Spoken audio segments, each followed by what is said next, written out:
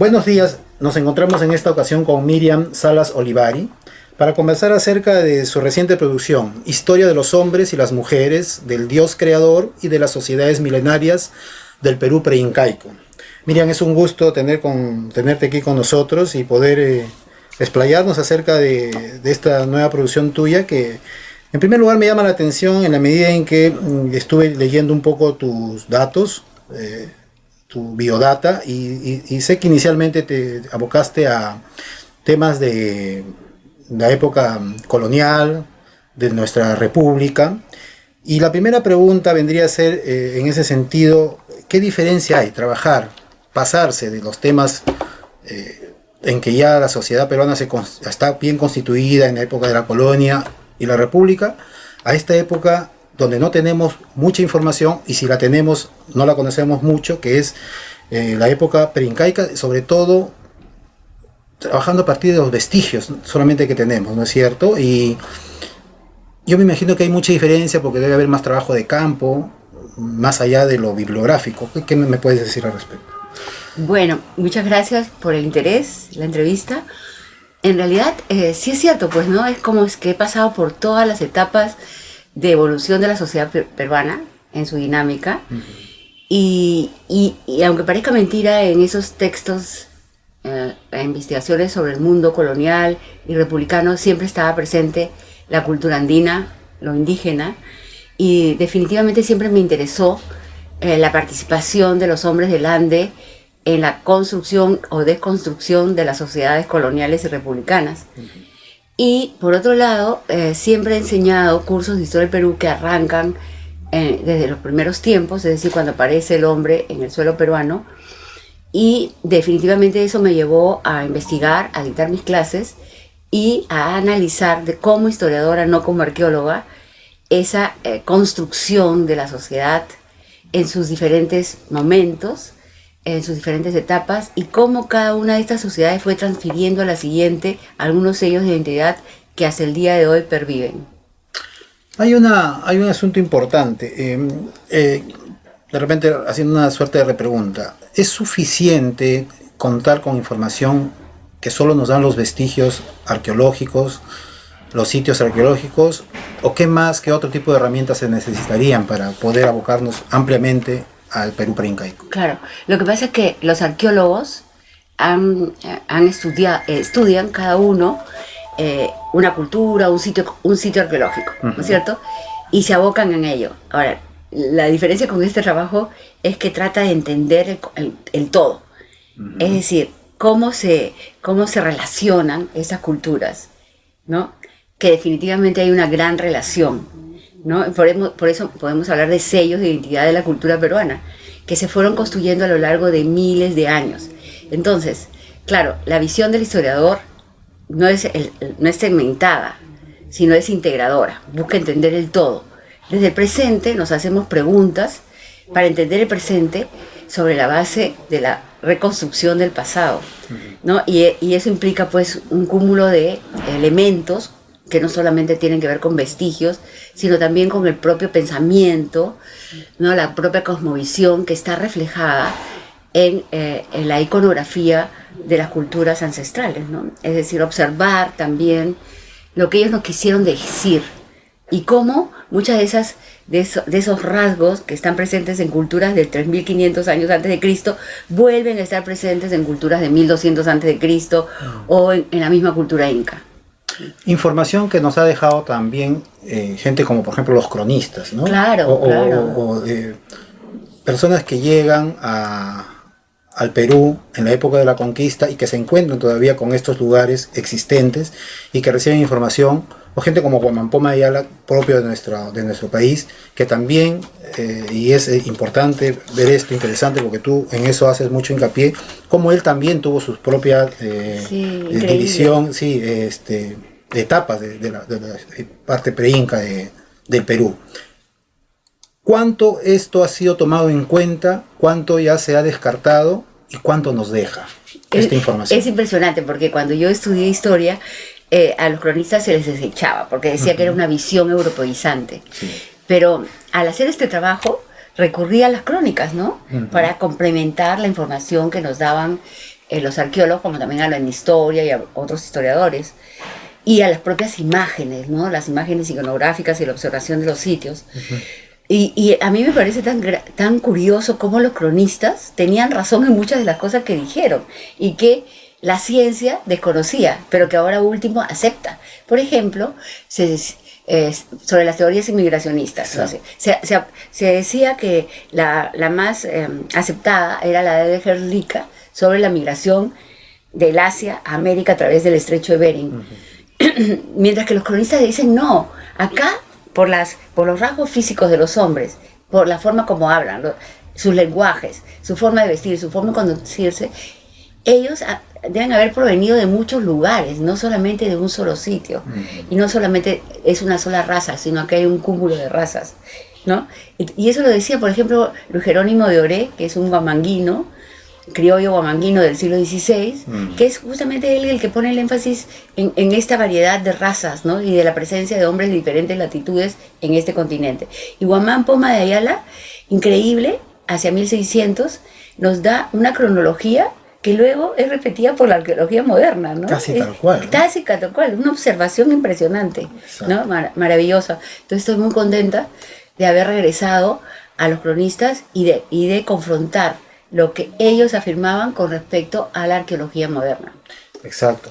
Ahora, entrando ya un poco de lleno al cuerpo del libro, hay un momento importante que está muy bien documentado aquí, que es el hecho de que el hombre peruano empieza a llegar a nuestros territorios en la época glacial, ¿no? Y se ubica en los lugares altos, donde ocupa pequeñas cuevas, ¿no? En la época todavía nómade, ¿no? Donde hace pequeños grupitos.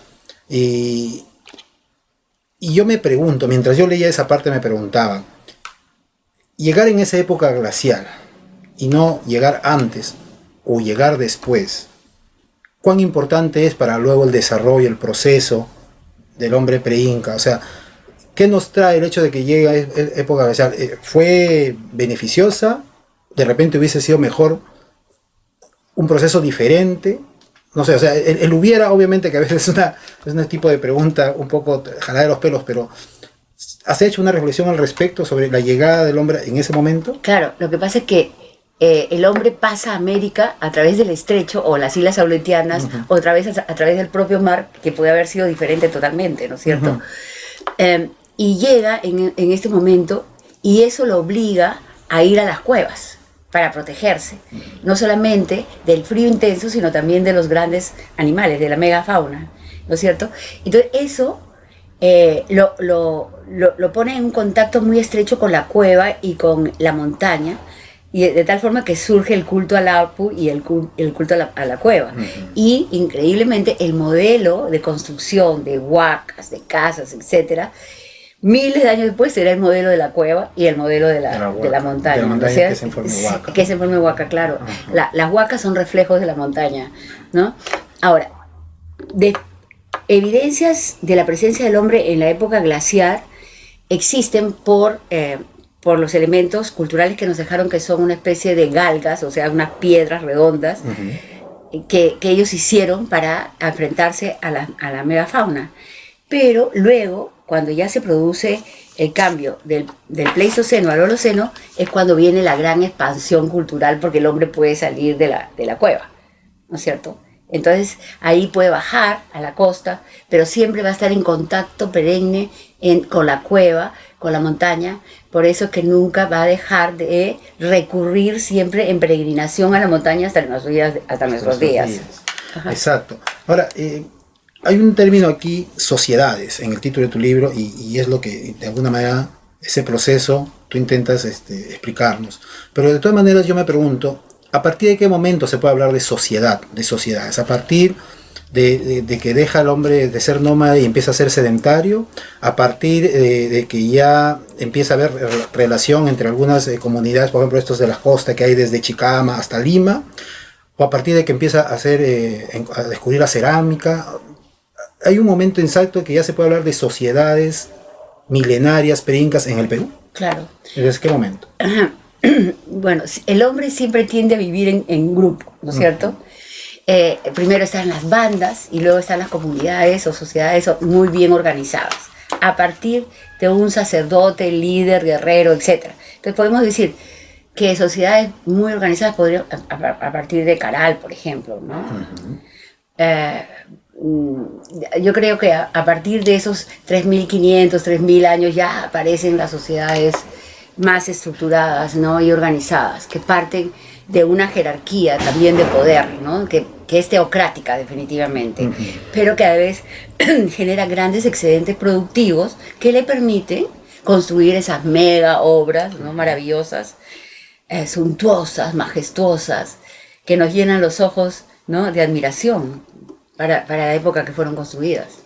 Hay un momento en que se indica, y que también lo indican los historiadores y arqueólogos, cómo es que van apareciendo estas huacas, estas pequeñas sociedades que yo acabo de mencionar, y que se estudia muy bien, como tú dices inicialmente, por los arqueólogos a veces de manera individual, separada.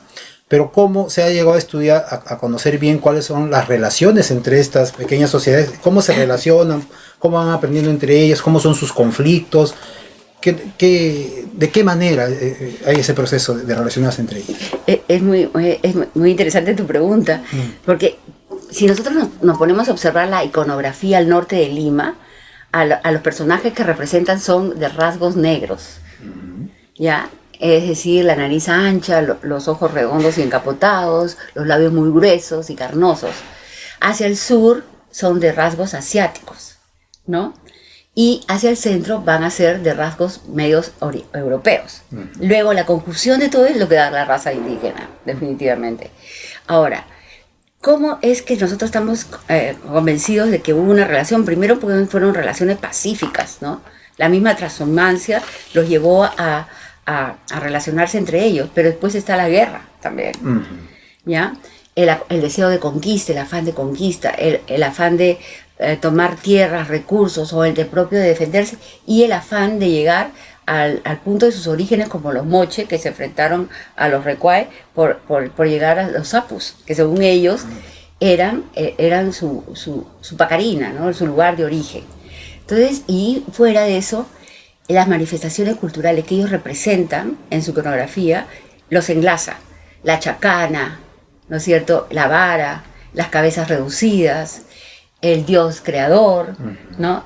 La relación que ellos tienen con el cosmos en la representación del Axis Mundi, ¿no es cierto? Todos también tienen esa representación y queda esta iconografía plasmada claramente desde los 6.000 años antes de Cristo, y se condensa en el dios creador de Chavín, ¿no? Que tiene a todos los dioses en su ser, pero además de eso es un ser antropomórfico, y en su cabeza, en la parte superior de su cabeza, está el Axis Mundi. Es impresionante. Ahora, del periodo formativo, yo creo que donde tenemos mayor,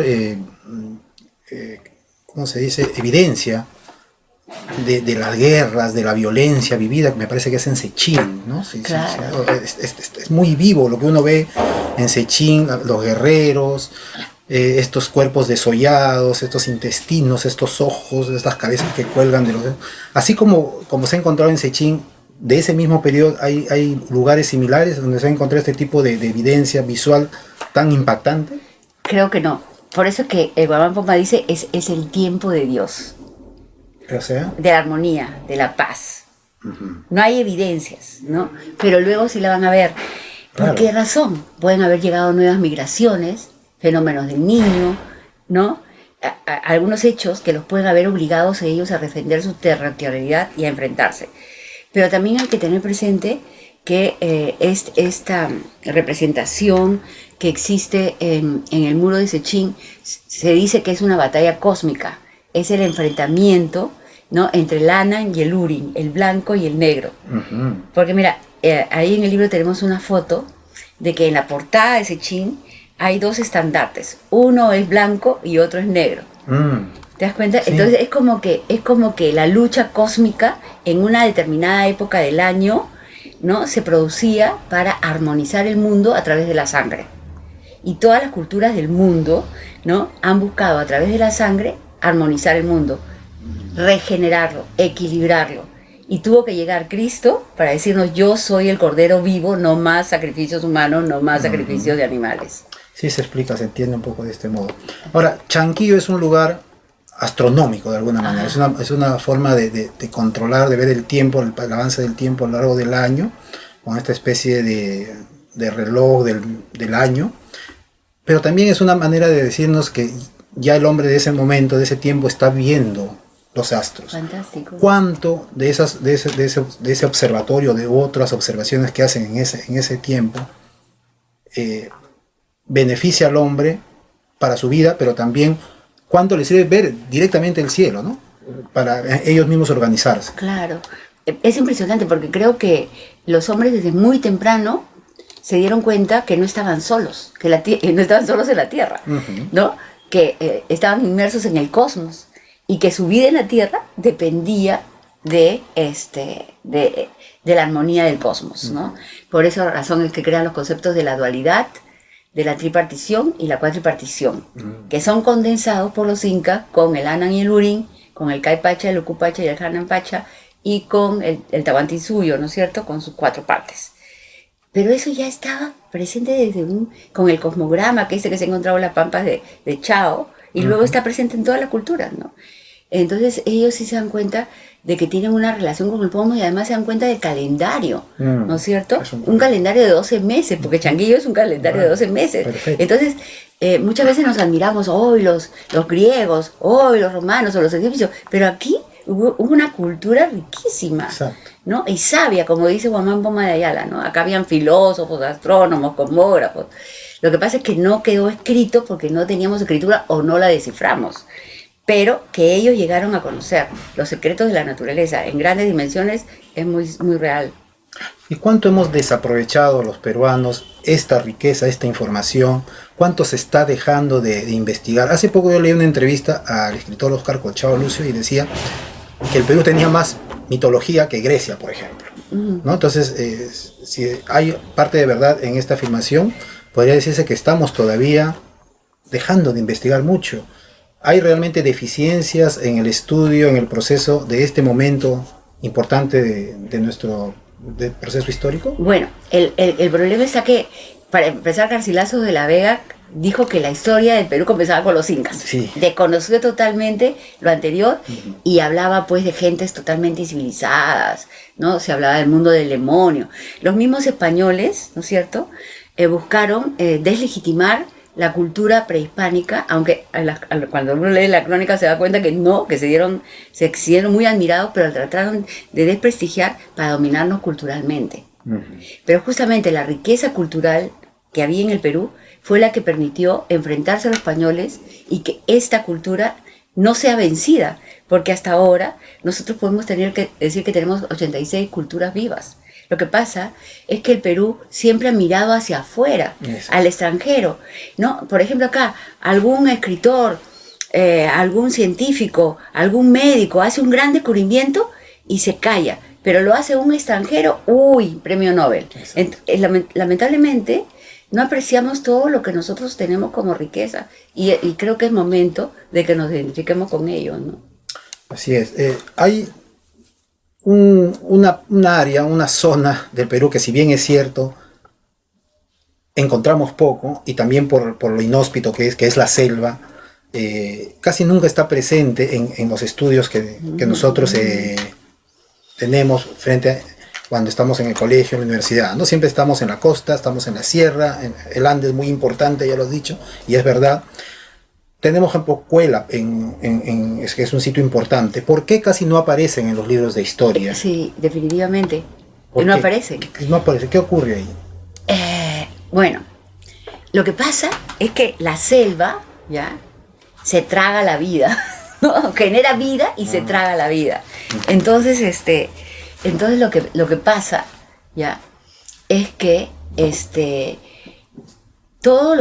la presencia cultural de los hombres ahí ha sido borrada. Y los mismos incas tenían miedo de los hombres de la selva, porque seguían siendo nómadas, ¿no? Eran difíciles de controlar. Pero una cosa que se viene descubriendo es que en la selva existió muchos más grupos humanos de lo que creemos en la época en que llegaron los españoles, sino que como no eran contactados con las epidemias que trajeron los españoles, pues simplemente se diezmó a la población, ¿no?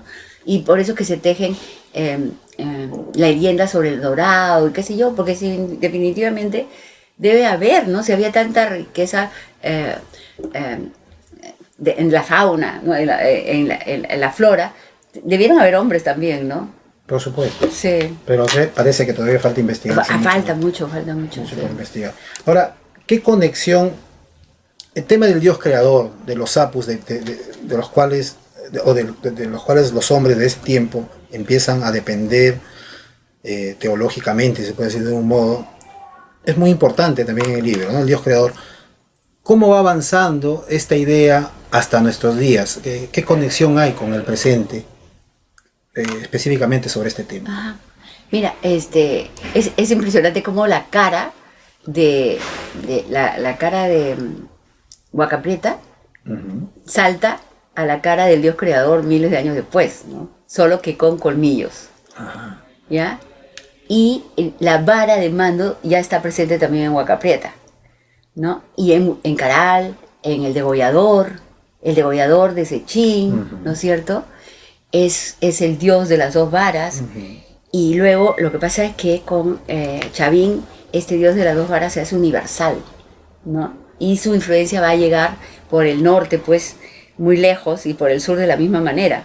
Y prácticamente a partir de ahí todas las culturas adoptan al dios de las dos varas, pero le van poniendo sus propios ropajes de acuerdo a su medio ambiente, sus necesidades, etc. Y de ahí el Dios creador salta a Cristo en la cruz. Entonces hay un sincretismo religioso, ¿no? Y entonces yo pienso que no es casualidad que el Cristo morado tenga tantos seguidores, ¿no es cierto? Y porque el Perú es un país que siempre ha estado en la búsqueda de Dios, ¿no? Y es definitivamente religioso. Ahora, a Cristo lo ve no solamente porque lo adora, no solamente porque se parece, ¿no? a la imagen del Dios creador, sino también porque se convierte en su salvador. Yo encontré un documento en la visita al obraje de Chincheros, en que los indígenas, para defenderse de los atropellos que sufrían, usan el mensaje o la doctrina cristiana para justamente evitar los agravios que sufrían. Y dicen, pues somos cristianos libres, hijos de padres libres, ¿qué ley hay para que un niño, desde que nace hasta que muere, tiene que trabajar horriblemente en un obraje? Entonces, estas naciones se convierten en cristocéntricas, y hasta el día de hoy lo son, ¿no es cierto? Y además, los españoles se encargaron de poner las cruces encima de los apus, y entonces la peregrinación sigue, tiene dos motivos, ¿no? Uno consciente y otro inconsciente. Y esa era una forma como se legitimaba la conquista. Lo mismo hacían los incas, porque los incas con las huacas de los chancas pusieron un ushno incaico encima de los cerros, ¿no? Entonces era la forma de legitimar la conquista a través de la batalla de los dioses. Bien. Finalmente, en el contexto de las sociedades altamente organizadas, siempre se nos ha dicho desde el colegio, bueno, ahora se maneja estos conceptos de los horizontes y los periodos, ¿no? Los horizontes son aquellas que influyen sobre el resto de algunas otras culturas, pero en cambio los periodos, con culturas como Nazca, Moche, Paracas, etcétera, no. Y se ha llegado a tratar de explicar por qué no consiguen influir sobre otras culturas, estas otras que están dentro de las épocas de los periodos. ¿Por qué no logran esa influencia como si lo consiguen Chavín, Tiahuanaco, por ejemplo? Ajá. ¿Cuál podría ser la explicación? Esa es una muy buena pregunta. Pero yo pienso que una idea que tengo es que ellos están localizados en valles, ¿no? Y ellos se conforman con su autosostenimiento a través del valle, por supuesto, de los pisos ecológicos aledaños. Hay una cosa que los valles son triangulares, ¿no es cierto? Son tincuy, o sea, son lugares sagrados por excelencia, ¿ya? Y ellos, pienso que con el control de ese valle ya están satisfechos, ¿no? Porque tienen un autoconsumo y viven el bienestar, como es el caso de los Nazca, por ejemplo. Los moches quieren dominar, pero los moches quieren dominar para tener hombres, ¿no? De otros territorios, para que les cultiven en sus ricos valles de Chicama, Moche y Virú, o para llevarlos al sacrificio en la Huaca de la Luna. No les interesa que otra gente tome su cultura. ¿no? ¿Por qué? Porque son guerreros, ¿no? Dominan las fuerzas ocultas de la naturaleza. Tal vez el bienestar común no es algo que le preocupe demasiado, sino la jerarquía, el respeto a la jerarquía y el señorío de unos pocos. Muy cerrados, ¿no? Muy cerrados. En el caso de los chavín, sí les interesa el bien común.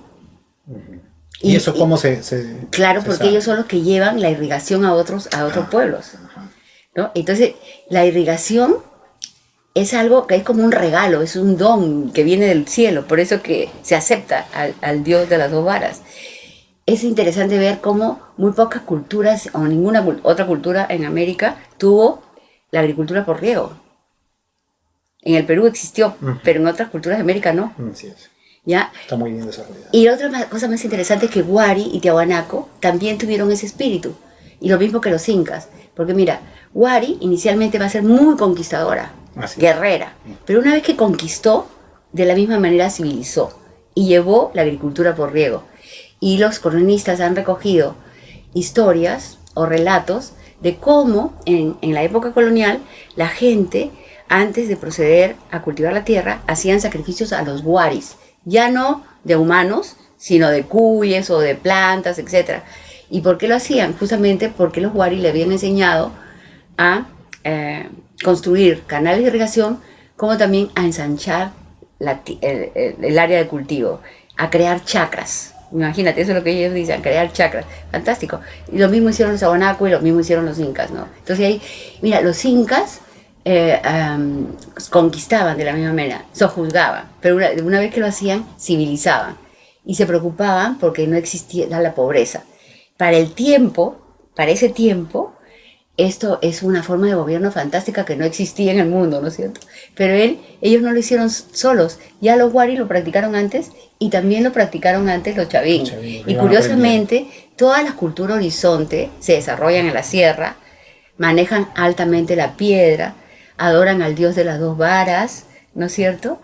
Entonces hay muchas similitudes entre unas y otras y eso me parece totalmente mágico, por decir una palabra. Y aparentemente un poco que nace del centro, ¿no? Del Ande. ¿no? Sale en el Ande, sí. Del Ande, pero del centro, o sea, no tanto del norte como del sur, ¿no? Porque es esa zona, ¿no? Esa zona, exacto. Sí. Ahora, ¿qué tan eficaz, ya para terminar, qué tan eficaz fue realmente la conquista inca sobre estas culturas?